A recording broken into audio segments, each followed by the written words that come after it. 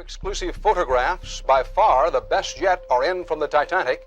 For most of this century, When the first images of the Titanic shipwreck appeared in September 1985, the world stopped. People were glued to their TVs, watching the legendary ship reappear after more than 70 years. Where did the Titanic sink, you ask? It's located about 400 miles off the coast of Newfoundland, Canada. This so-called unsinkable ship rests in complete darkness, about 12,600 feet below the surface. Yep, that's how deep the Titanic is. But even after such a long fall down to the ocean floor, the front part, known as the bow, still looks surprisingly intact. I mean, the railings were still there, the anchor chains too, even the elegant curves of the hull you might recognize from old photos. But the news barely mentioned the stern back then, and there's a reason we still don't talk much about it. You see, these images were about more than just capturing mesmerizing and eerie footage. They were proof of what really happened when the Titanic sank. We were finally getting some answers about this 1912 disaster, when more than 1,600 people lost their lives. And before you Google how many people survived the Titanic, I'll tell you, 706. Among those survivors, several claimed they saw the ship break apart as it went down. Others insisted it sank in one piece, and in the end, investigators agreed with them. Back then, official reports concluded that Titanic had gone down intact. So, for 73 years, that was the official story, until we finally saw the Titanic at the bottom of the ocean. When the Titanic underwater photos were released, they confirmed it. Yes, the liner really did break apart as it sank. And if we've just seen those images of the bow, that means the stern must be around there too, right? Well, kind of. I mean, we did find it. It's located about 2,000 feet away from the bow, lying on the ocean floor. So yes, it exists.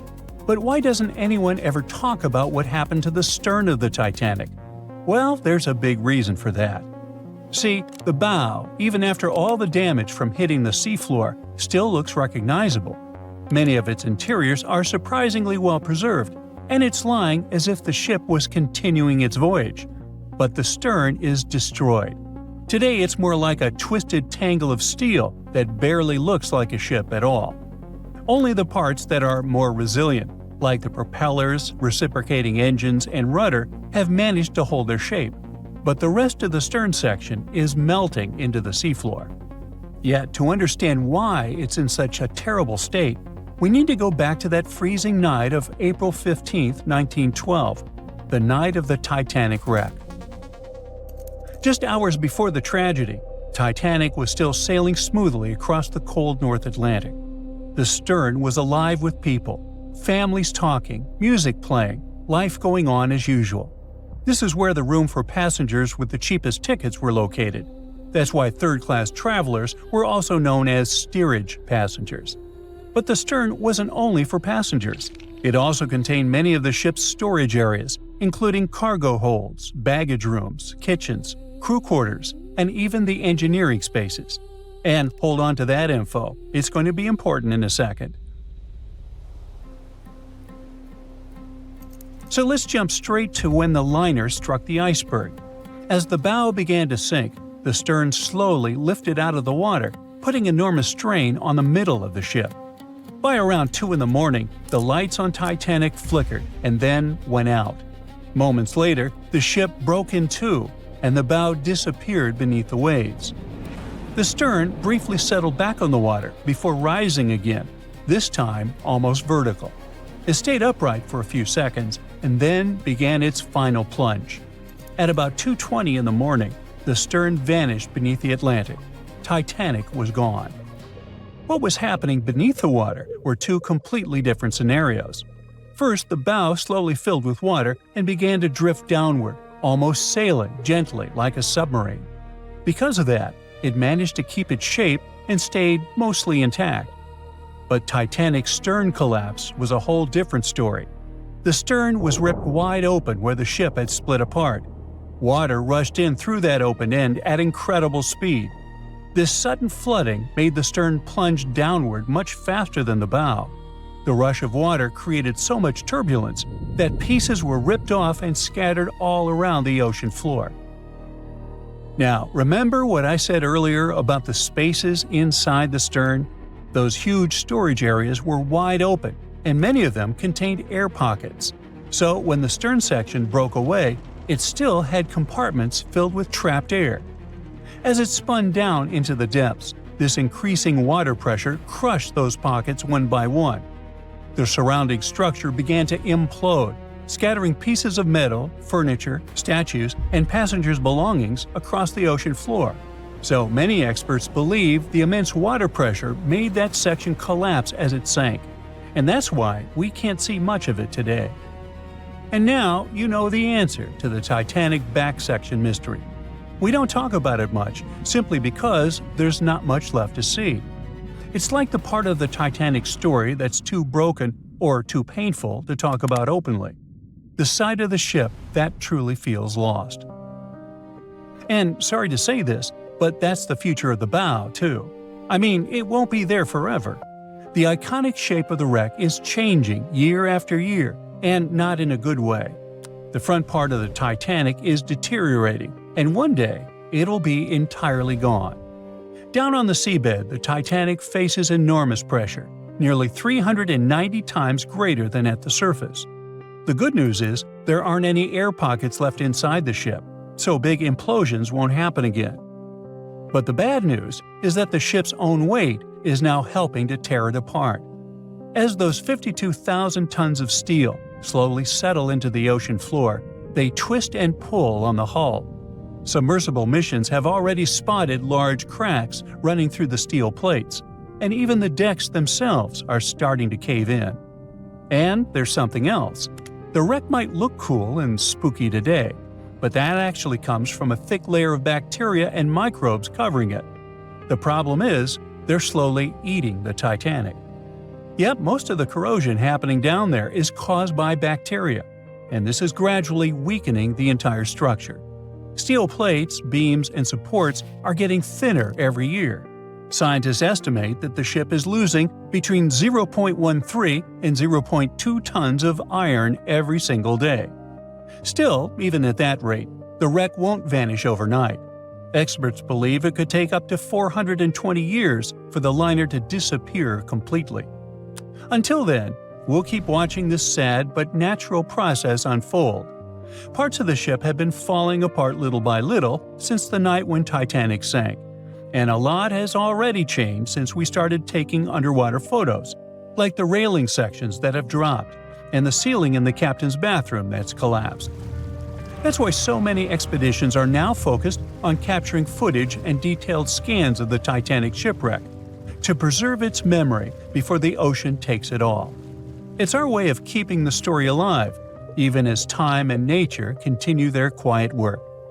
Maybe those hungry bacteria can take a break from their buffet, so that Titanic can rest in peace with many more years to come. It's April 10th, 1912, a sunny spring day. You're one of the first-class passengers aboard the Titanic, just as the ship is about to depart from Southampton. Imagine everyone's excitement, fresh spring air, the sounds of the sea. You're strolling along the highest deck of the Titanic when you notice several lifeboats. As you start counting the boats, you recall the ship's capacity. It's just over 3,000 people. Wait, but are there enough lifeboats for everyone aboard? Let's look into the numbers. The Titanic could carry a needed total of 64 lifeboats, a number which could have easily helped to save all the passengers on board. Chief designer Alexander Carlisle planned to equip the ship with 48 lifeboats, but the Titanic ended up with a mere 20. The fact that this number of lifeboats wasn't enough for all the passengers was not illegal at the time. This was because the number of lifeboats required was calculated based on the tonnage of a ship, not her passenger capacity. Speaking of the Titanic, this number of boats was chosen for aesthetic reasons, to make the decks look less crowded to the ship's elite and high-class passengers. After the final decision on the lifeboats was taken, Carlisle quit his job. Passengers' strolls on the Titanic's decks were pleasing to the eye, but were they worth it in the end? In 2012, a century after the wreck, new documents related to the scandalous lack of lifeboats were uncovered. It appears that a safety inspector named Maurice Clark proposed the addition of at least 10 more lifeboats 5 hours before the ship was supposed to set sail. But since the ship's owners clearly wanted to leave on time, his plea was overlooked. He was also warned that unless he kept this secret, he would be fired. In retrospect, had the owners followed his advice, an estimated 700 more people might have survived that night.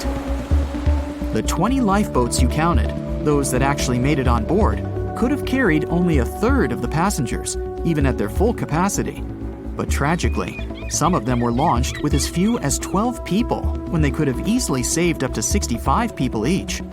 To add to the disaster, the Titanic's crew members were not properly trained on using the lifeboat launching equipment.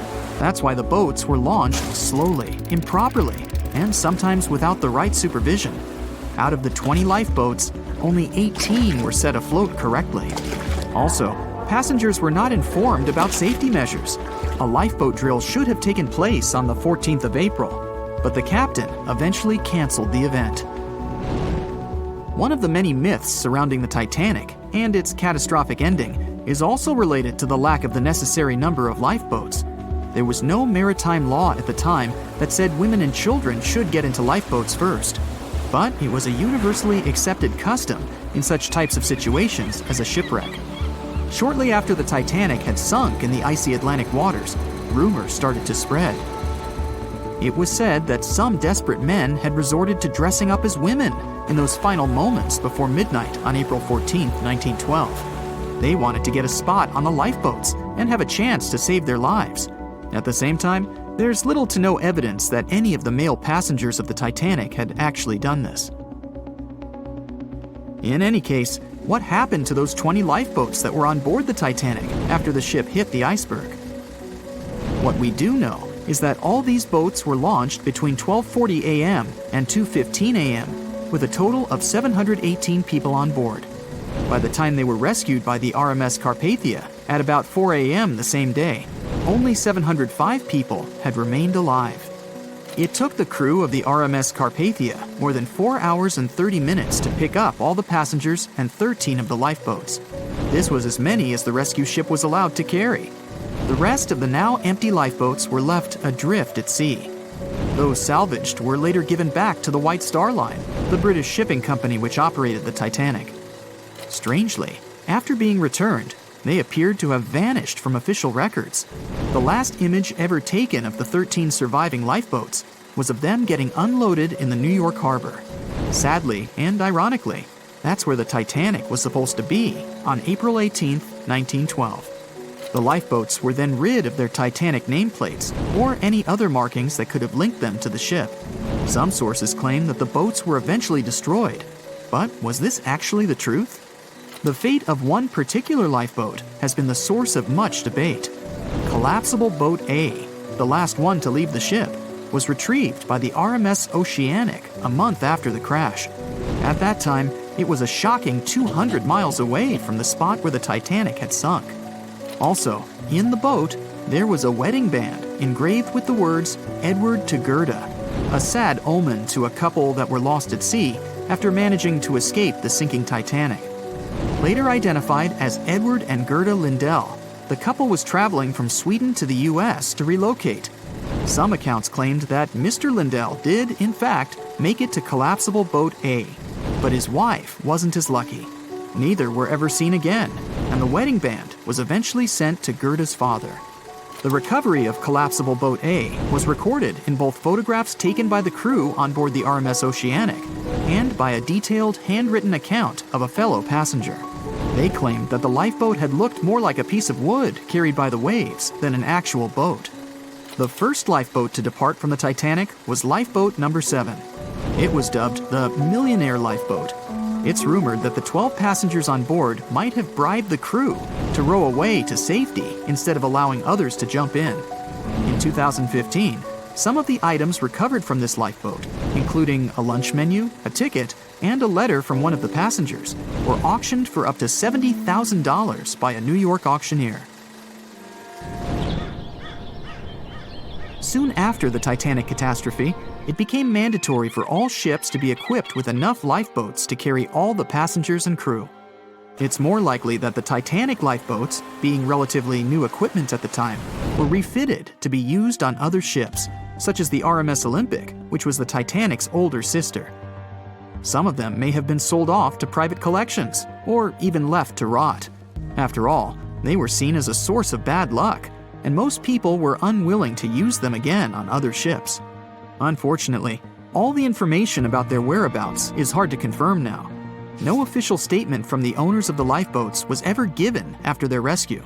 But although nothing appears to have remained of the original lifeboats, some full-sized replicas exist on display in museums in Falmouth, England, and Belfast, Northern Ireland. One of the few surviving White Star Line lifeboats did not, in fact, belong to the Titanic, but it did have a striking connection to the cursed ship. This boat is the restored Lifeboat 6 from the RMS Oceanic, which helped to recover Titanic's collapsible Lifeboat C. It was said to be owned by a private collector, but similar to the Titanic's lifeboats, we don't know anything about its location today. As for the nameplates and other identification marks of the lifeboats, the White Star Line seems to have kept them. Because some of these items were later auctioned and sold to interested collectors, even Rick Springfield supposedly got hold of one of the nameplates. One particular nameplate was already missing by the time the White Star Line employees had reached the lifeboats. It was the nameplate of Lifeboat Number 8, which had been taken by a sailor named Thomas Jones. He later gifted it to another Titanic survivor, the Countess of Rothes, along with a letter acknowledging the bond they formed on the night of the shipwreck. You can find other similar items on display in different museums, such as Larne Museum and Arts Centre in Northern Ireland, or Worcester City Art Gallery and Museum. To be fair, some experts claim that even if there had been more lifeboats on board the Titanic, there simply might not have been enough time to launch them all. That's how severe the impact was. Many researchers say that everything was happening so rapidly after the ship had hit the iceberg that it's astonishing that so many passengers managed to survive.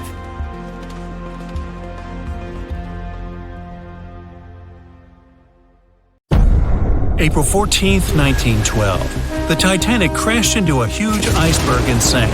Yep, we've covered that. But what if this time we use the ice to bring the ship to the surface? This requires several thousand feet of wire mesh and a lot of liquid nitrogen. Our goal is to put the Titanic in a huge block of ice that will raise the ship to the surface. Now to do this, you need to wrap the wreck in a wire mesh and cover it with liquid nitrogen. The first problem you face is the inability to wrap the ship completely. You need to somehow lift the ship a little to put the mesh under it. Let's say that by some miracle you manage to do so.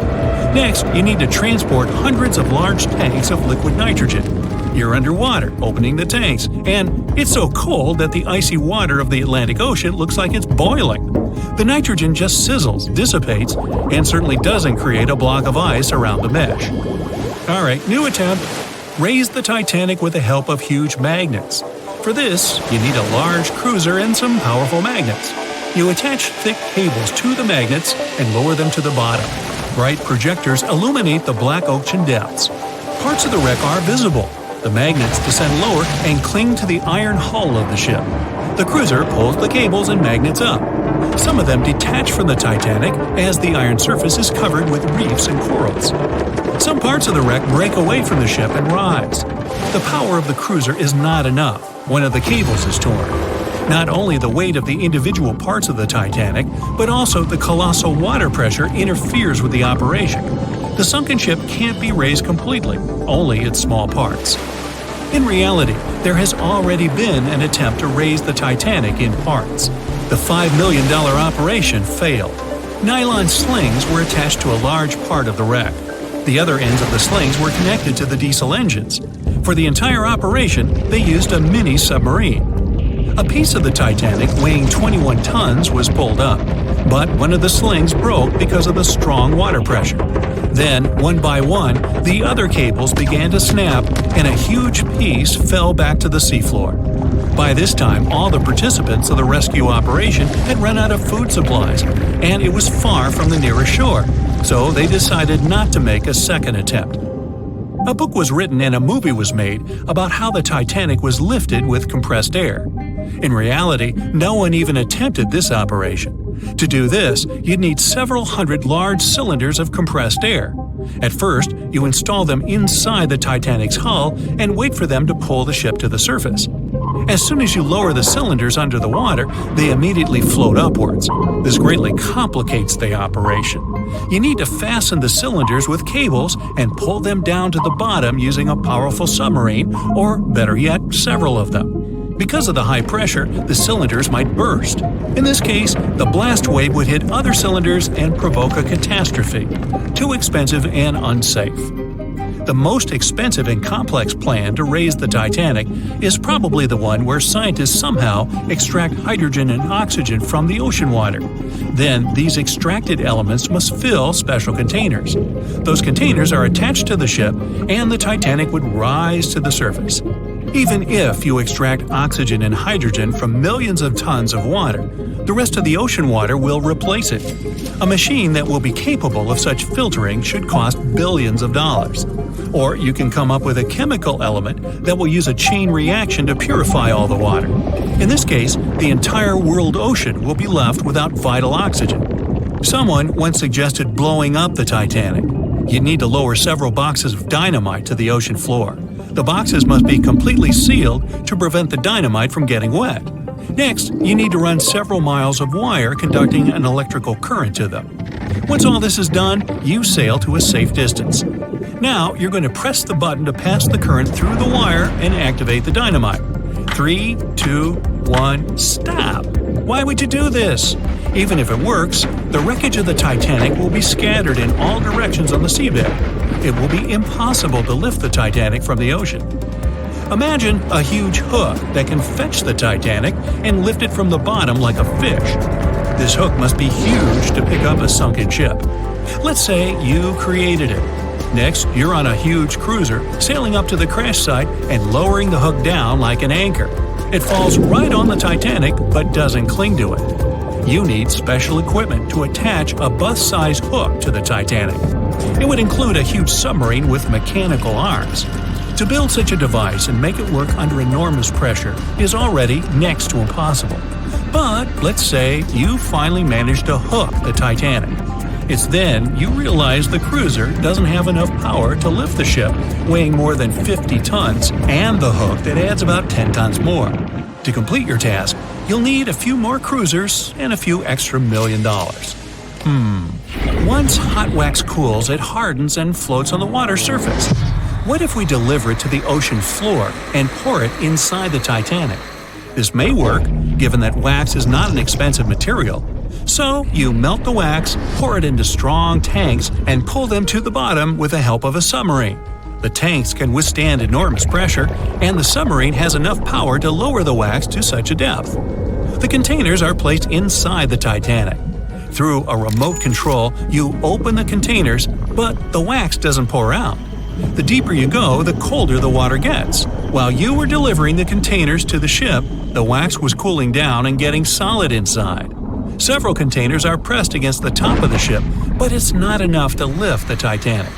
Other containers simply float away to the surface.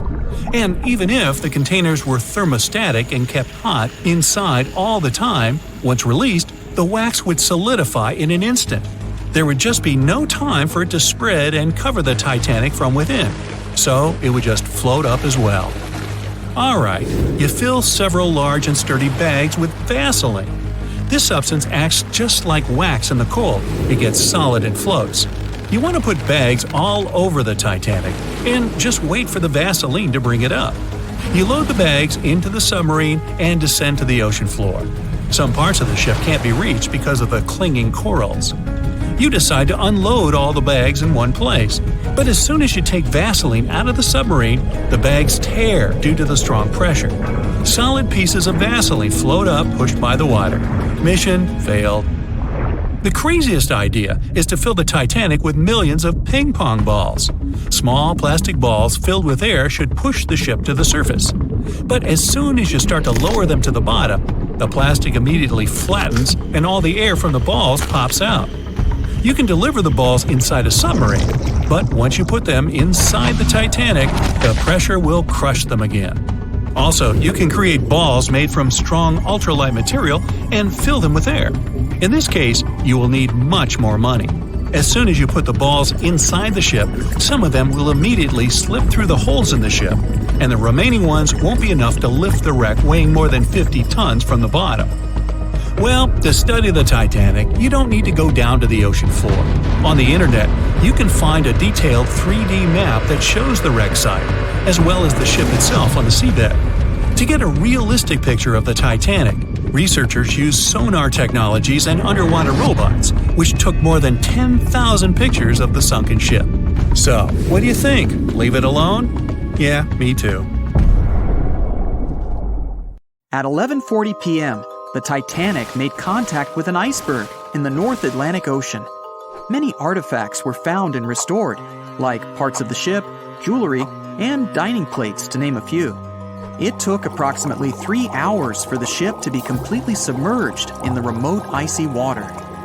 The night was cold and very much alive. The orchestra was playing music as they enchanted the guests on board. Everyone was excited to arrive in America. It was still considered an amazing feat for a ship to cross the Atlantic back in 1912. But as the day went ahead, there was an atmosphere of impending doom for the captain and his crew. No one else felt it, though. It seemed to them nothing could possibly go wrong, and this would just be another regular night. To them, the Titanic was unsinkable. The last thing on your mind when thinking about the Titanic is the mail crew. Yes, there were mailmen on board delivering mail to America. It may seem like a pretty mundane occupation, but there was a very tough test to pass in order to be accepted on board. And only a few top candidates would qualify, and those few would get shortlisted and accepted. John Starr March, an American, was one of these mailmen earning between $1,000 to $1,500 a year working on the Titanic. Back in 1912, this was considered to be a lot of money. They were not officially part of the ship's crew, since the mail crew was placed near the third-class quarters. But given their influence and resistance, they were eventually moved and given a private dining area. March got this job since he needed the money to support his family. He found a perfect way to earn some big bucks, working on a large ship traveling across the ocean. He was 51 at the time and came from New Jersey. Sadly, he was on board when the ship sank and didn't make it. But they recovered a pocket watch that gives us a little insight into what happened that fateful evening. It's a gold case engraved with filigree and had a caption saying it was made by the Elgin National Watch Company. On the surface, you'd think this would just make a pretty cool antique sitting over the fireplace, but there are some unusual details about it. There are obvious signs water seeped beneath the glass, and the black arms of the watch indicate the time to be exactly 1:27. It leaves us wondering why the clock stopped at this precise hour. What was the owner doing? The mail clerks were operating a fully functioning and efficient mail sorting facility on board the Titanic. This wasn't something you'd come by often on a cruise ship, since typical ocean liners use closed mail bags to transport the mail from one port to another. But the mail sorting facility on the Titanic allowed passengers to send out postcards whenever the ship docked in transit zones in Ireland and France. According to reports, people started heading back to their rooms at around 11 p.m., but some of them were still hanging around and enjoying their night. The 5 mailmen were celebrating a colleague's birthday in their separate dining room. 5 minutes before impact, crew members spotted the iceberg and rang the bell 3 times as a warning that something was ahead of the ship. They gave orders for the Titanic to move left, or, as they say in the biz, hard a starboard, to make the engines reverse. It was not enough to avoid the great impact. At 11:40 p.m., the Titanic struck the iceberg, and disaster erupted on the inside. Not just water seeping in and ultimately sinking the ship, but panic and chaos among the passengers and crew members. Captain Smith reached the deck and was informed that the Titanic had hit an iceberg. And at the same time, the mailroom began filling with water. We know that the 880-foot ship was completely submerged at around 2:20 a.m., with 706 survivors. The time between the impact and the sinking was really eventful. At midnight, they started getting the lifeboats ready for the passengers to evacuate. Orders were given for women and children to board the safety boats with some crewmen to guide and operate them. The problem was that the 20 safety boats available could only host 1,178 people out of the total of more than 2,200 passengers on board. March and his colleagues began sorting out the mail. There was chaos in directing and ordering around. With each second passing, icy cold water was filling the ship. 15 minutes after midnight, Captain Smith ordered his crew members to send out a distress signal. Even though SOS was established earlier than the Titanic, many others used CQD. The CQ stands for General Call, and the D is Distress. The Frankfurt was too far away to help, even though it was one of the first to respond. Even the Titanic's sister ship, the Olympic, responded, but it also was too far away. At 12:20 a.m., the Carpathia received the urgent message and redirected from its original course to help them out, even though they were 58 nautical miles away. Although this was some relieving news, the water kept seeping in at an alarming rate. It wasn't easy to keep everyone calm, knowing that the ship could be underwater in a matter of hours. At this point, many passengers were already on board the safety boats, waiting to descend into the water. The musicians on board began playing music for the ones still waiting. At first, they were playing in the first-class lounge, and then they moved to the deck. There's a debate on how long they were playing for and what song it was. None of the musicians made it out. The 5 mailmen on board were also doing their duties while the ship was sinking. According to a ship officer, the mailroom was already covered in water above the ankles, and the mailmen were busy trying to save as much mail as they could. March was one of them. There were bags of mail floating around. They started with the registered mail. Witnesses of the Titanic sinking reported the mailmen were putting bags of mail on the deck to keep them from getting wet until help arrived. They also mentioned bags of mail were floating about in the freezing water. It wasn't until 12:45 a.m. when lifeboat number 7 on the left side of the ship was lowered onto the water. Even though it had room for roughly 65 people, only 27 people were inside. Many of the safety boats carried fewer passengers than their maximum capacity allowed. The crew were worried that the boats would capsize if so many people were on them. Some reports suggest that some people even refused to board the safety ships, sticking with the claim that the Titanic was unsinkable. At the same time, they fired up one of the 8 distress rockets in the air, but it didn't get them any help. At 12:55 a.m., the second and third safety boats were descended to the waters with 2 male passengers jumping on board. 5 minutes later, another safety boat was lowered with around 39 people. At this point, water entered the base of the grand staircase. In the next 20 minutes, more safety boats were lowered, most of them underloaded. Still no help. The Carpathia was still on the way. Panic was growing, and tensions were rising. There was a lot of anger for people being left behind. At around 1:30 a.m., things were getting out of control. The organized boarding of passengers to the safety boats stopped. March's watch stopped 3 minutes earlier, which could mean he was part of the scuffle between crew members and passengers. It took 3 hours for the Carpathia to arrive. March wasn't among the survivors. His watch proved to be one of the essential findings lost in the wreckage of the Titanic. It was eventually returned to March's 2 daughters, and now it's in one of the collections of the National Postal Museum. March was a man who did what he had to do in the worst circumstances. Time was a precious commodity for the people on board the ship, and this watch proved valuable to learn more about the tragic yet inspiring stories of the Titanic. The unsinkable Titanic didn't go down peacefully, which made finding its final resting place all the more difficult. The world-famous RMS Titanic sank in 1912, but was only discovered in 1985 on a secret mission. Although people back in the early 1900s had the approximate location of where the Titanic was, they didn't have the right technology to find it. As it went under, the ship sent several CQD signals, standing for Come Quickly, Distress, to a nearby ship named Carpathia. "Come at once, we have struck a berg. It's a CQD, old man," were some of the final words transmitted from the Marconi wireless on the ship. These Morse code messages were also what made the first research missions to the wreck possible. RMS Carpathia found the lifeboats filled with Titanic survivors, but the world also desperately wanted to see what became of the famous liner. Fast forward to 1953. That's when the first serious attempt to find the Titanic wreck happened. A man named Risdon Beasley tried using a loud eruptive device to locate the ship. It sounds weird, but there's science to back it up.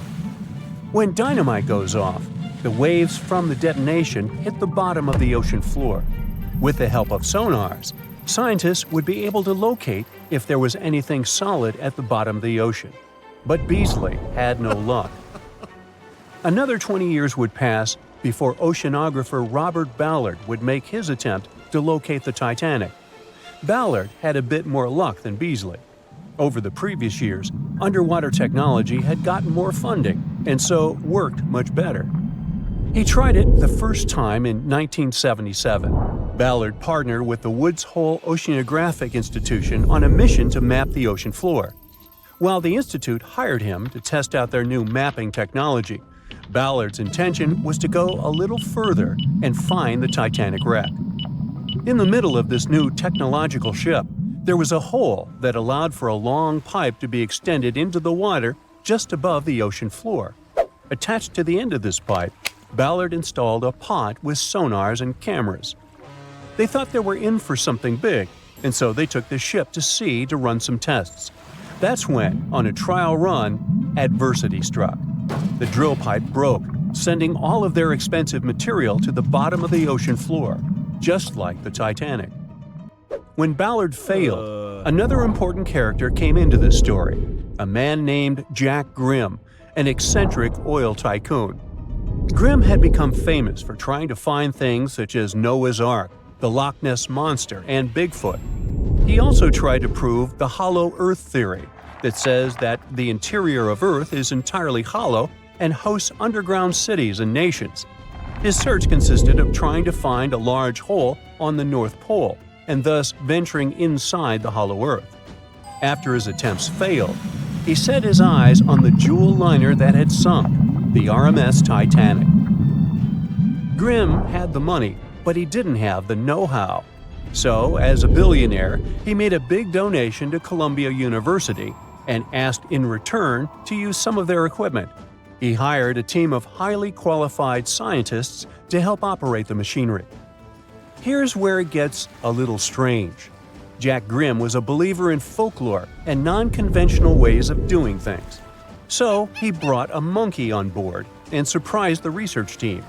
This monkey, called Titan, was believed to point to a map and locate lost things. In this case, the Titanic. The scientists went crazy when the monkey appeared and told Grimm it was either them or the monkey. This expedition left Florida without Titan. Yes, there would be no monkey business. They set the course to the exact location of Titanic's last distress signal. They arrived, examined every inch of the ocean floor, but still found nothing. Grimm's first expedition lasted 3 weeks, but unfortunately, they found absolutely nothing.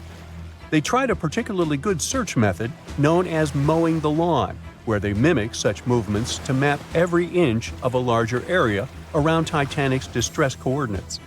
The reasons for failure were important defects in the equipment and terrible weather. That's when that prior searcher of the lost Titanic came back into the picture, Robert Ballard. He didn't have the millions Jack Grimm had, but he had one thing going for him. The marine geologist was working closely with the U.S. Navy to locate 2 nuclear submarines which had sunk in the 1960s. Ballard himself says he was living 2 lives, one as a researcher and the other as a Navy intelligence officer. The deal was simple. He'd have a green light to search for the Titanic after he found the 2 missing submarines. To find Thresher and Scorpion, he used an unmanned submarine vehicle called Argo. Argo was like a little snow sled. It was attached to a bigger ship that sailed above the water. Argo was connected to the ship by a long cable, and it was piloted by a team on board. The sled had sonars and cameras that provided real-time imaging of the ocean floor, so it was a real advancement on other attempts. After much thinking, he had a eureka moment. He supposed the force of the wreck should have left a comet trail that led back to the ship. While searching for the Titanic, most people had tried to find the ship itself.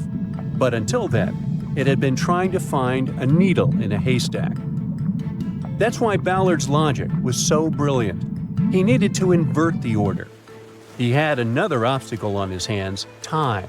He could only look for the ship after finding the lost subs, and by the time that happened, he had 12 days left. He teamed up with another scientist, and they applied the mowing the lawn method to map the ocean bed. Another important piece of information that most researchers left out was that there was a sea current moving south on the day of the disaster. This meant that the debris field should be south of the distress signal coordinates. To save time and resources, he would do a quick reconnaissance of the ocean floor, spacing lines more than 3 miles apart to look for debris fields.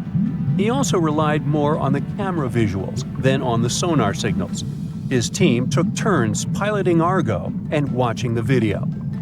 Days rolled by, with nothing but the empty ocean floor showing up. Until the rocks they were used to seeing started to look like man-made debris. Suddenly, there it was, the Titanic's boiler. Ballard was right. The debris field would take them back to the ship. After 73 years of searching, they had finally found the Titanic wreck.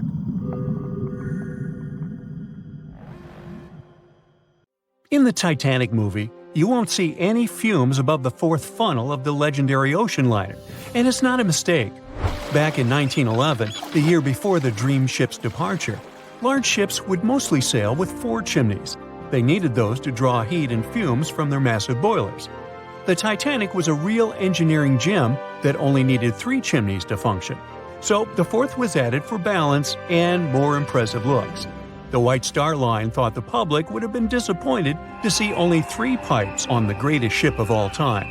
The Titanic's sister ships, the Olympic and the Britannic, also had 1 fake funnel each for the same reason. The dummy chimney wasn't completely useless and served for ventilation. It took out the fumes from the machine spaces in the lower decks and from one of the first-class general rooms. 1 big ventilation funnel, instead of several small ones, helped to declutter the upper decks and left more open space for passengers to enjoy their strolls. When Titanic went down, the funnels, each weighing 60 tons, went down with the rest of the ship. They were made extra tall to make sure the passengers weren't covered in the suit being ejected. Their height and weight let them stay in the upright position. The forward funnel, followed by the others, fell only when the ship went for the final dive. Those chimneys were much lighter than the bow, so they spread among other debris. The light material they were made of flattened once it hit the bottom, and the iron-eating bacteria living deep down took care of it later. The bow of Titanic remained intact when it hit the seabed, but the stern was completely mangled. When the famous ocean liner hit that iceberg, things got really messy. It took the future movie star a whole 2 hours and 40 minutes to submerge completely. The collision let water flood 6 out of 16 watertight compartments. As the water gushed into the starboard side, the ship started to tilt down in the front and a bit to the right.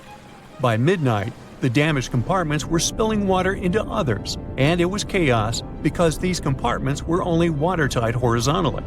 Soon enough, water started flooding through the anchor chain holes, and by 2 a.m., the bow was sinking, and the stern's propellers were lifted out of the water. The ship kept flooding until the moment the bow went underwater, and the stern shot up almost 45 degrees. The weight of those massive propellers stressed the ship's midsection. The steel just couldn't handle it and failed. Survivors described that moment as some loud noise, like breaking china or falling gear. That was the Titanic's upper structure giving in. By 12 past 2 a.m., the bow and stern were only connected by the inner bottom structure. Minutes later, the bow, weighing almost 16,000 tons, broke loose from the stern. The stern rose sharply to an almost vertical position and started sinking slowly. By 2:20, it disappeared underwater. The bow was cruising down at about 13 miles per hour and had hit the ocean floor almost a half an hour before the stern. The two parts of the Titanic now lie 2,000 feet apart, pointing in different directions. The bow remained mostly intact, just covered in mud. The stern turned into a tangled wreck because of the implosions it went through during the descent. The air trapped within the structure just couldn't handle the increasing pressure of the water deep down. Signal rockets played a big part in the Titanic's tragedy. When a ship goes down, you're supposed to shoot up red flares to signal trouble. But someone decided to stock Titanic with white lights instead of the usual red ones. So when the ship smacked into that iceberg, the crew fired off white flares. The SS Californian was passing nearby, and his captain knew the Titanic was in a dangerous iceberg zone. The crew didn't spot the sinking Titanic, but they sure saw those white rockets. The radio between the ships was useless because the Californian's operator switched it off. The captain had a gut feeling something was off, so he flashed a Morse code light signal at Titanic. But he received no reply because the Titanic had already gone underwater. There was another ship, Samson, sailing alongside the Titanic. It had plenty of illegally hunted frozen seal meat from Canadian waters abroad, so it was sailing with lights off to remain unnoticed. When they saw the Titanic's white rockets, they thought it was the Coast Guard and zoomed away. Samson didn't have a radio, so they couldn't find out about the ongoing disaster. The crew got the news about Titanic only when they got to the coast of Iceland the following month. There have been many theories to explain the Titanic tragedy, and one of the recent ones says that there was a fire involved. An Irish journalist went full detective for decades, digging into the mystery, and stumbled upon a game-changer. He came across a photo album that had been hiding from the public for a century after the tragedy. In the pictures, taken at the Harland and Wolff shipyard in Belfast, Northern Ireland, just over a week before the liner sailed, you can clearly see a massive 30-foot black spot on the ship's hull. Maloney researched the photos and eyewitness testimony from the time and claimed that a fire spontaneously broke out inside of one of Titanic's enormous coal bunkers. It was raging for a whole 3 weeks and messed with the metal, critically weakening a crucial segment of the ship's hull. Back then, most ships had just one hull, so it was the only skin the Titanic had. That's why the iceberg managed to punch a hole through the ship so easily. If it hadn't been for the fire, the Titanic might have shrugged off that iceberg collision. The company operating the liner knew about the fire, but they decided to conceal that fact. They didn't want any negative stories in the press as they faced some serious competition in transatlantic voyages. The Titanic was sold out, so they stocked up on coal and made it sail. The moon might have also played a role in the sinking. Our satellite heavily affects tides on the Earth. The closer it is to our planet, the stronger the tides are because of the increasing gravity of the moon. Back in 1912, the moon was so close it made several glaciers in Greenland break apart. Massive chunks of ice that broke off from the glaciers started floating south.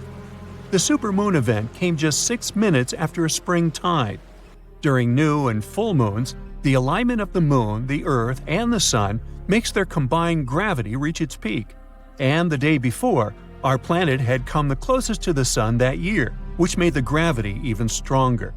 This mixture of events created perfect conditions for one of the most powerful tides in history.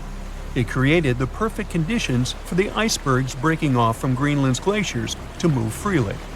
Opponents of this theory say that the difference in tidal force wasn't actually that big, and it couldn't have been the main cause of the sinking. The iceberg tore down the side of the ship, leaving a huge opening in the hull. It wasn't a continuous rip, and damage was caused in several places. Some experts believe the ship would have survived the iceberg if it had hit head-on.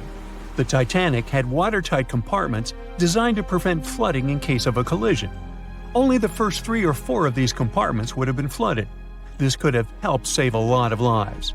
Supporters of this theory put the blame for the disaster on First Officer William Murdoch. Huge, fast-moving ships don't just turn in a matter of seconds like a speeding car. It takes minutes. When Murdoch realized the collision was inevitable, He tried dodging left to avoid a direct hit, but despite his efforts, the ship still collided with the iceberg. You know the rest.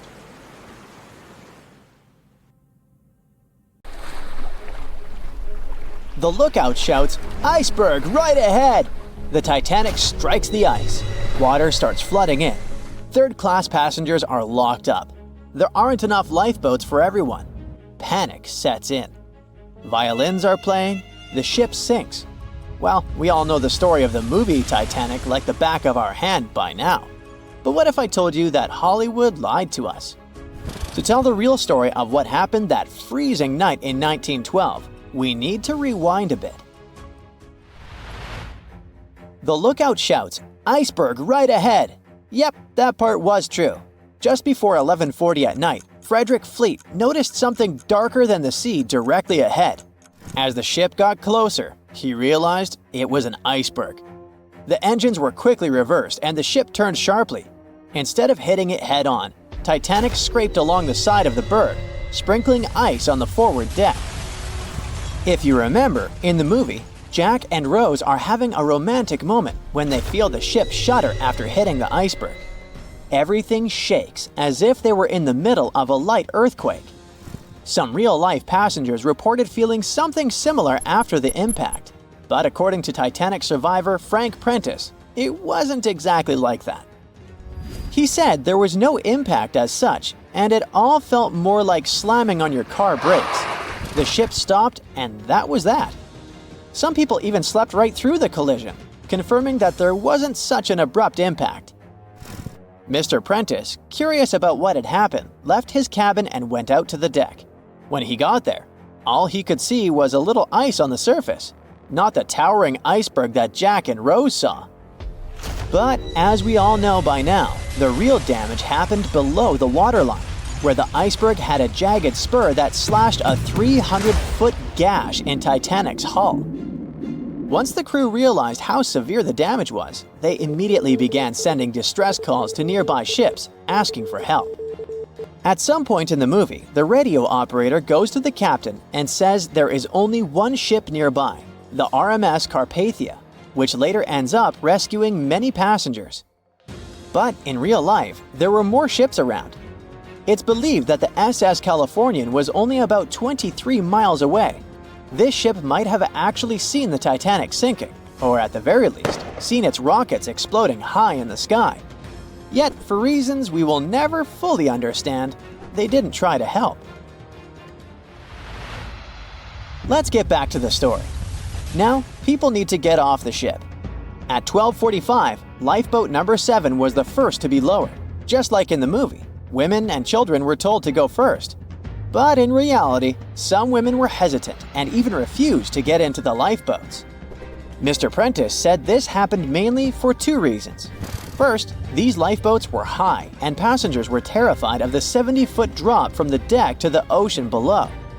And second, most women didn't believe the Titanic would actually sink. It was called unsinkable after all. So the idea of getting into a lifeboat seemed pointless at the time.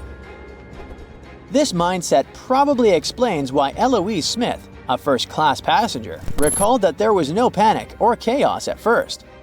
Other survivors backed this up, saying that no women or kids were crying. But one thing that was indeed concerning, at least for the crew, was the possibility that the lifeboats might buckle under too much weight. This is one of the theories why the first few lifeboats left carrying only a fraction of their full capacity. Like lifeboat number 7, which only carried 27 people in it, even though it could hold up to 65. In total, Titanic had 20 lifeboats, which could carry about half of the 2,200 people on board that night. But that didn't happen. And now we know the passengers had no idea there weren't enough for everyone. As women were calmly getting into the first lifeboats, musicians headed up to the deck. Their only goal was to play and keep the passengers calm. That's a pretty well-known fact.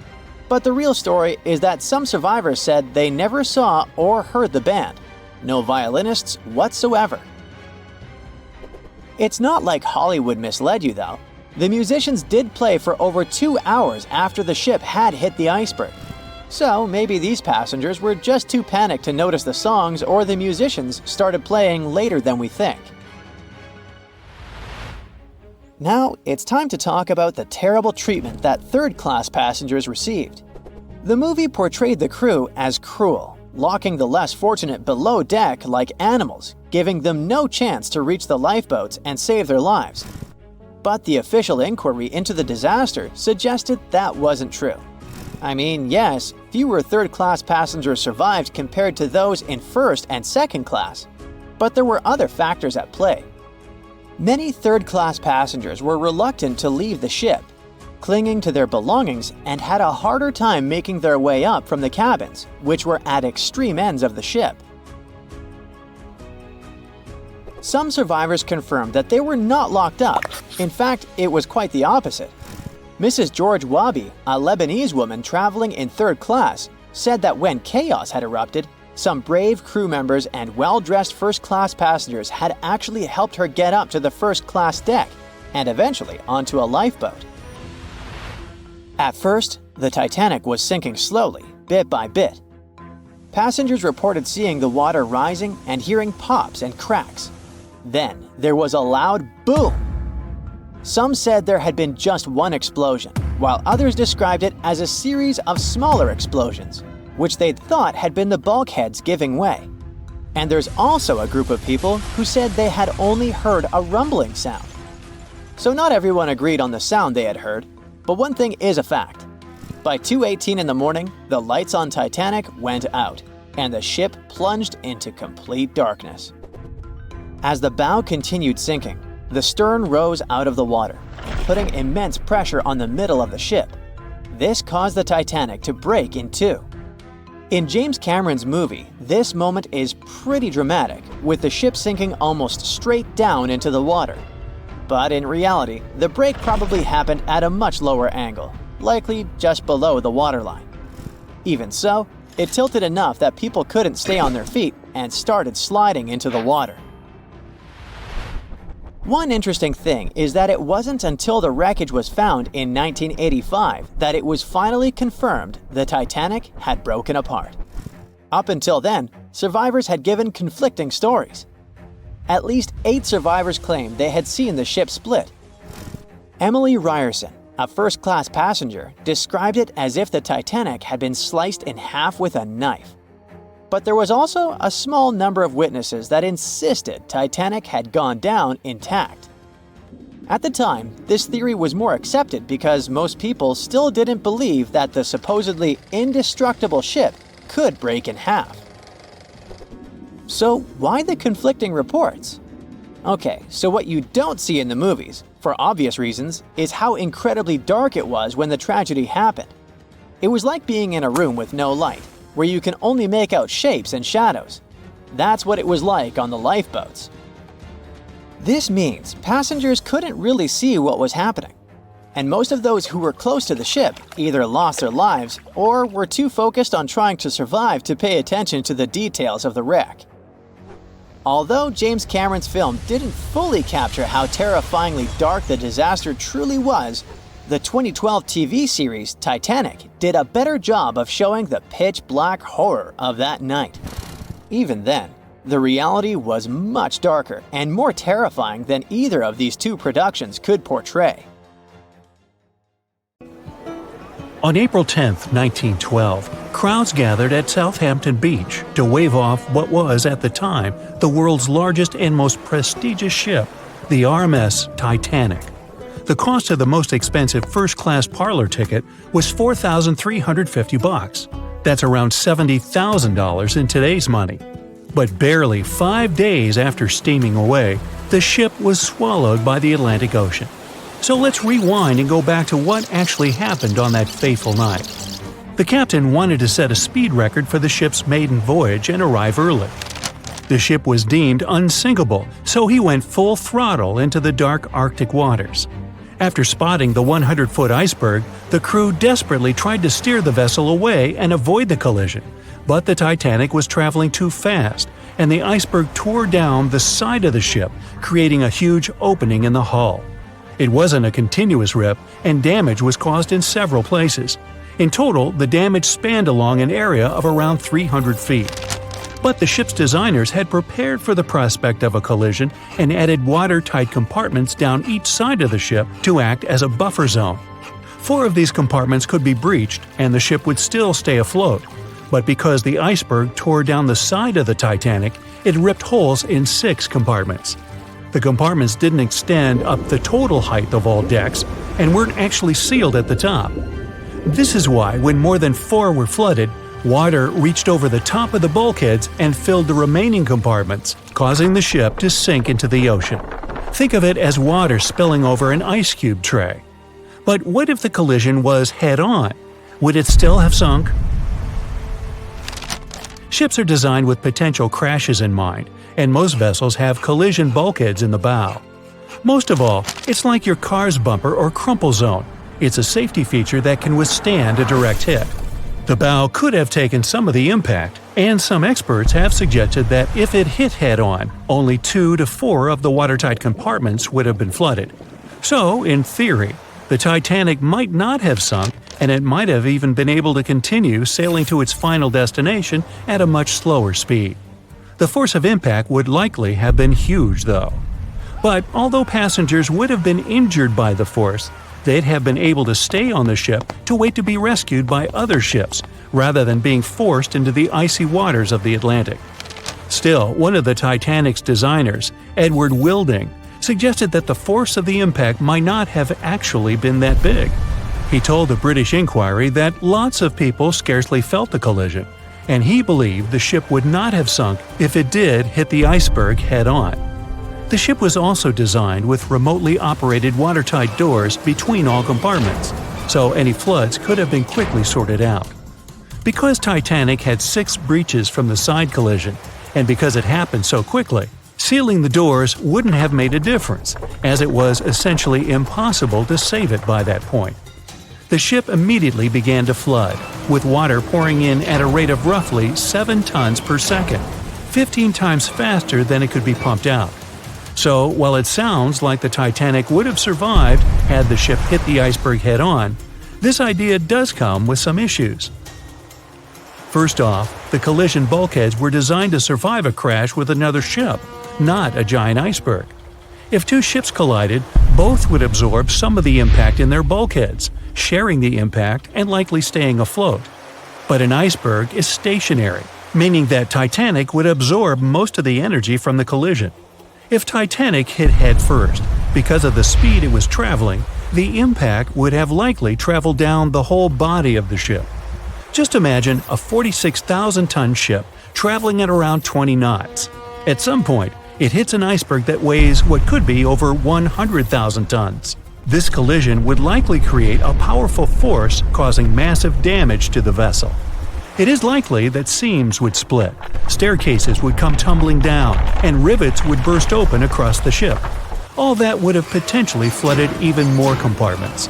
This could have caused Titanic to sink in a matter of minutes rather than hours. But that's just the tip of the iceberg. As we all know, the biggest part of it is hidden underwater. So if Titanic had been traveling head-on, it's likely it would have hit the part of the iceberg below the water first, which would send it veering off course.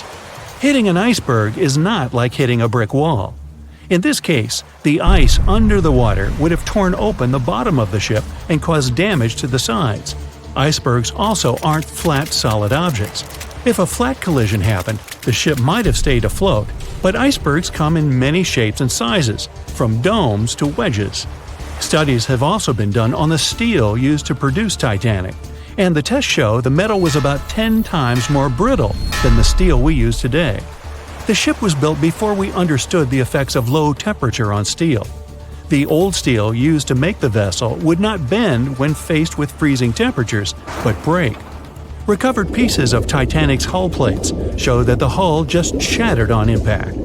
Hitting head-on would also cause a very severe and abrupt stop, so even if the ship hadn't sunk, there would still have been major issues.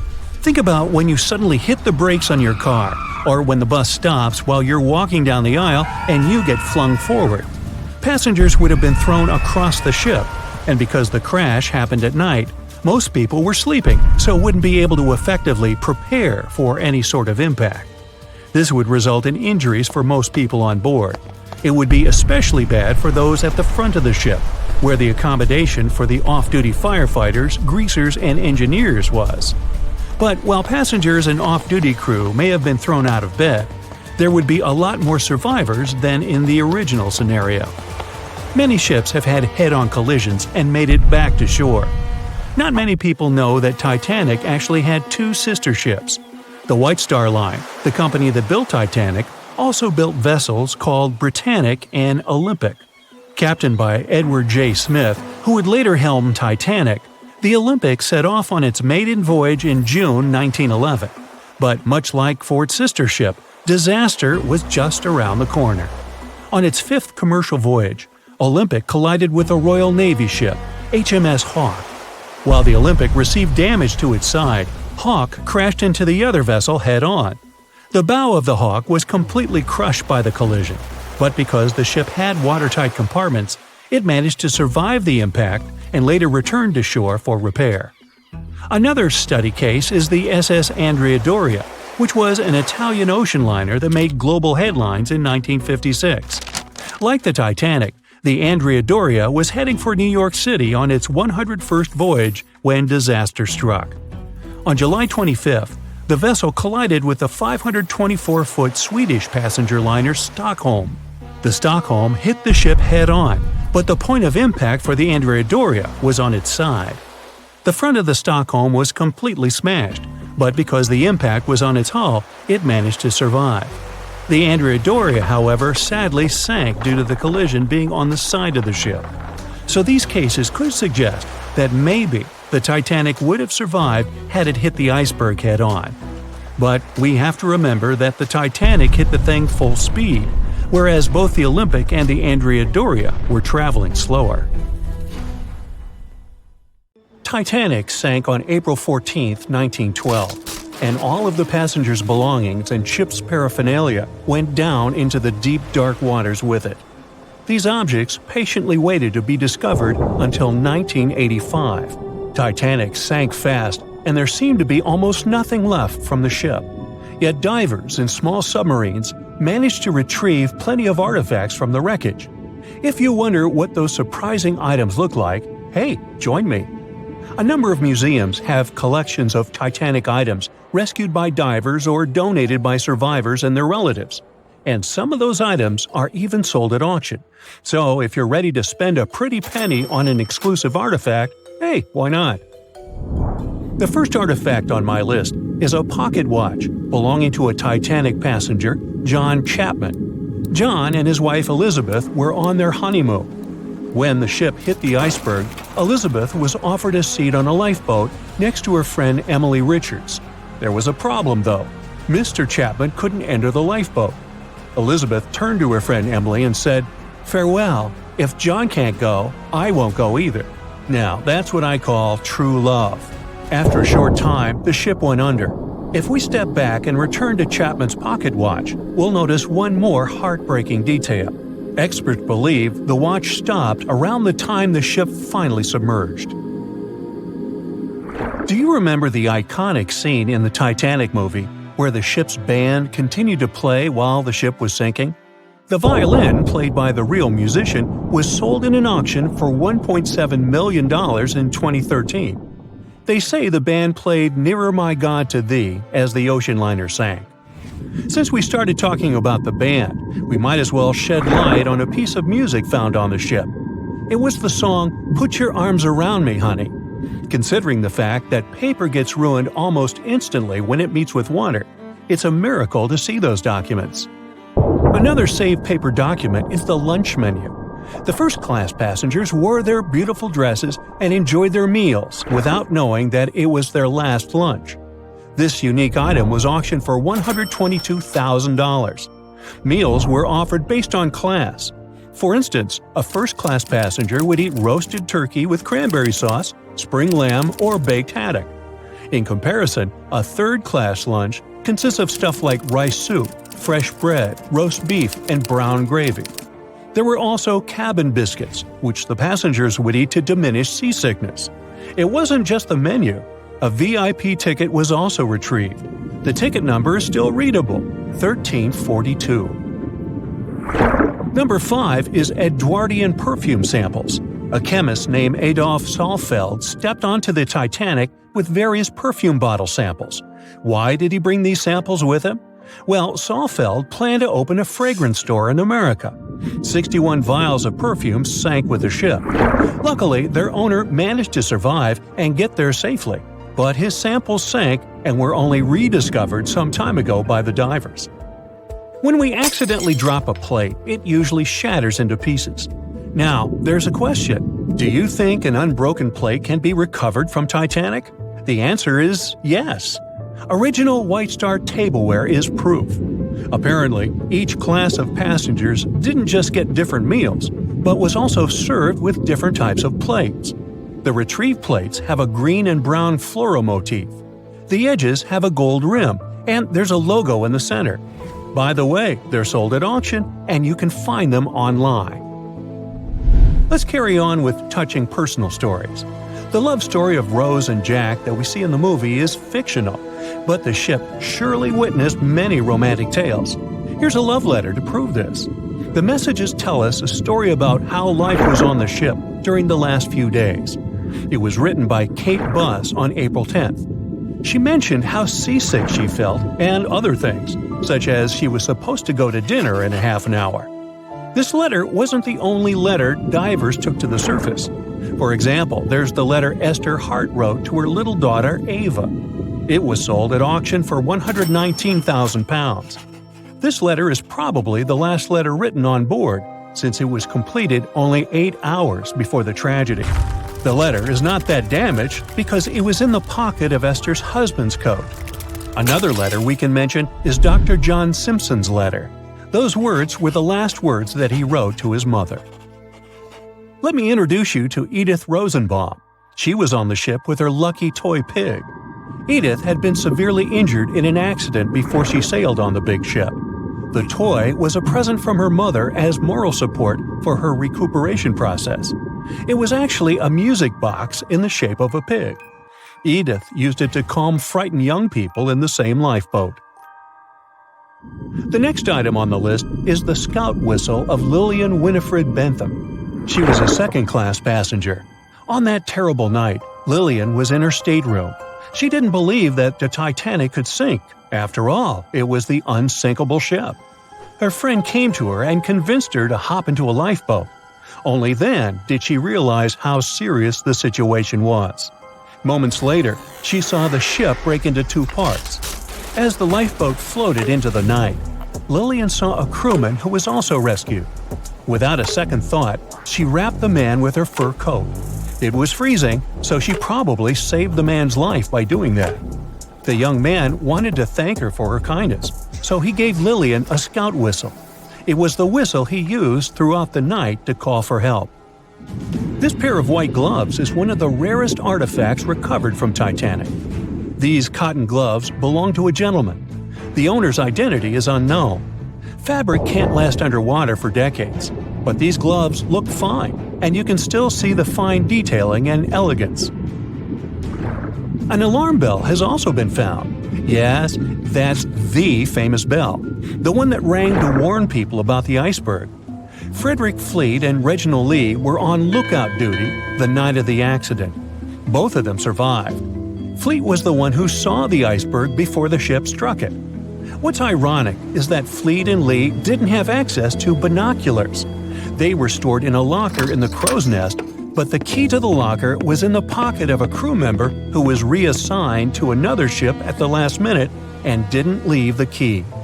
They could have seen the iceberg sooner if they had had pairs of binoculars. If they had had it, the Titanic could have gotten out of the way. Divers discovered not just belongings of passengers or the crew, but also pieces belonging to the ship itself. Our next artifact is the Grand Staircase. Some parts of this iconic structure are recovered from the wreck. Turns out that this staircase became a meeting spot among first-class passengers. If they wanted to visit the Turkish baths for a spa day or eat dinner, they met at the staircase and went together. This staircase was a sign of how luxurious some parts of Titanic were. Another miraculously saved object that belongs to the ship is its plan. It was one of the most expensive artifacts sold at auction. The plan is around 30 feet wide. What else? The logometer was also discovered. It's a device used to check the sailing speed of the ship and the distance it covers. The experts say that from the start at noon on April 14th, the device logged 268 nautical miles. And there's more. A giant chunk of hull, known as the Big Piece, was also found. This fellow weighs 15 tons. The larger portholes were for the cabins, and the smaller ones were for the restrooms. This piece was found in 1994, but it was in 1998 when it was successfully taken out. After all these years spent underwater, it was swarming with sea life. Still surprisingly, the portholes still had glass. Now, let's assume you were a diver and you could only take out one of these objects. Which one would you pick? John watched on in disbelief as he drifted away on a piece of wood. In the freezing waters of the Arctic, slowly drifting away. John looked upon the vessel he had worked and lived on as it raised its enormous bow high into the sky, then broke in half, causing a sound that only a crack of lightning could replicate. Distraught and dumbstruck, believing that he, and he alone, knew the dark truth behind the demise of the unsinkable ship, the Titanic. 5 days earlier, as the Titanic set sail on its maiden voyage, John worked hard alongside his mates in the coal bunker, stocking up the coal to feed the Titanic's mighty furnace. They had stocked and stored more than John had ever witnessed on any other ship he'd worked on. But this was the Titanic, the grandest ship to have ever sailed the seas. On the Titanic, there could never be too much coal. As they left Belfast and pushed toward Southampton, there was a large bang below decks that went unnoticed. The furnace was roaring and the turbines were spinning, pushing the Titanic forward at a quickened pace. The crew cheered as the vessel moved forward, unaware of the loud, concerning noise. Arriving in Southampton, Greg came aboard, amongst hundreds of other passengers. With 13 years at sea, his vast experience included the role as a quartermaster on 6 previous ships. Ready for a new challenge aboard the greatest vessel ever made, he was looking forward to this next challenge of his career. Greg came with a wealth of experience, especially with sailing through the Arctic. His role was vital within the crew, understanding the seas around the North Pole. He would be a key lookout as they set to cross the perilous path of the Iceberg Alley. Greg had some concerns regarding the voyage. The Earth's orbit was remarkably close to the Sun and the Moon, causing higher tides. This would make icebergs more prominent, drifting them further away and towards the route of the Titanic as they journeyed to New York. Assessing the lookout tower and inspecting the available gear, Greg found no binoculars. This made him concerned, but the sailors just laughed at Greg. "If the deck is short on ice cubes, we'll be sure to plow right through a berg to resupply." A sailor laughed. Greg didn't share this sentiment. Eager to find out why they had been left short-handed on equipment, since he had such a vital role on the ship, Greg inquired further. Sadly, the officer with the keys to the binocular supply cupboard had been removed from the crew at the last minute.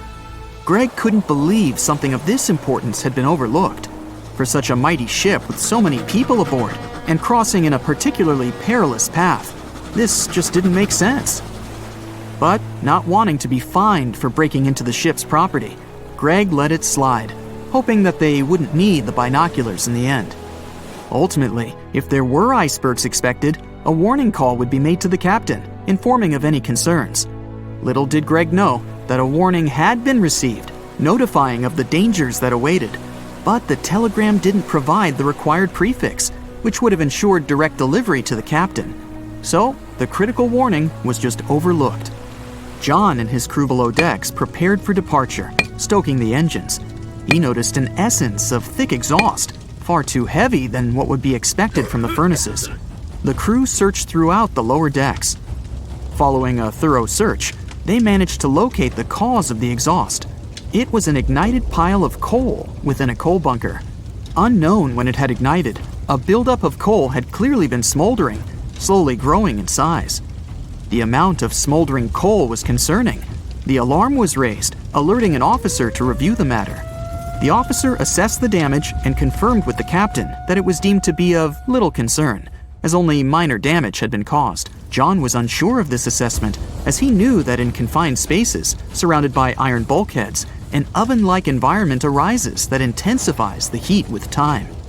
But the Titanic would power forward, making no sense to John as they had only just departed from Southampton. He was sure they would have turned back. John and his crew were ordered to shovel the already lit coal into the furnace and continue shoveling until all the smoldering contents would be contained. It was a possible but painstaking task that could take the entire journey. The continuous intake of coal would ensure the turbines would spin at a constant, accelerated pace, not what the Titanic was designed for. It was meant to be a luxurious passenger liner and not for breaking speed records. However, the crew would find enthusiasm in not only acknowledging the Titanic as unsinkable, but also as the fastest. John and his crew continued to shovel the coal into the furnace for several days. The temperature within the bow was becoming hotter every day. The bulkhead's contained heat was so severe that it became weak at the seams in the iron walls and rivets. 2 more days, lads, just 2 more days. John was laughing, trying to raise the spirits of his mates as they were working tirelessly. But as they were all laughing, joking, and looking forward to dry land, they unknowingly approached their final destination. The Titanic was speeding through the calm sea. Greg looked ahead, above in the lookout tower, keeping a keen eye out as they were in iceberg territory now.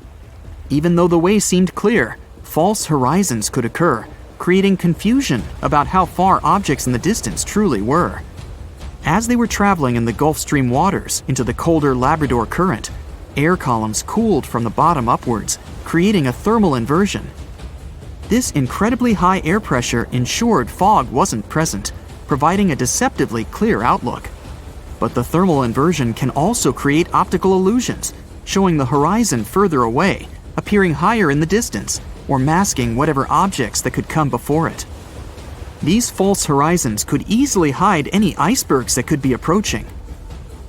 Greg knew the perils of a calm sea in the Arctic, preferring the rough waters, where it's easier to detect icebergs within waves. Peering from the lookout, Greg was looking towards the dark abyss ahead. Suddenly, within 1 mile directly in front, a formidable image quickly emerged from the dark waters surrounding. Iceberg, right ahead! Greg yelled to his mate, who quickly called to the helm and directed them to steer hard to starboard. The helmsman received the call. In the heat of the moment, he turned the wheel counterclockwise. He then realized he'd turned the wheel the wrong way and quickly went in the opposite direction. The ship aimed towards the iceberg, veering to the port side whilst reducing speed. Although there was a delay in turning the wheel, since there was a short distance from the signal and the fast pace that they sailed at, it may not have made a difference. As they approached the iceberg, it appeared as though they'd miss it, but over 87% of an iceberg is underwater. And as they came along the side, the hidden ice underneath hit the port side bow, piercing the side of the hull with a 12-square-foot tear. The ship shook, with all aboard aware that something was amiss. Amongst the confusion and fear, they were oblivious of the damage. As they gathered their bearings, 6 out of 16 compartments were quickly filling up with seawater. The hull could only withstand 4 compartments filling before sinking. Time was ticking as the Titanic made its descent into the depths.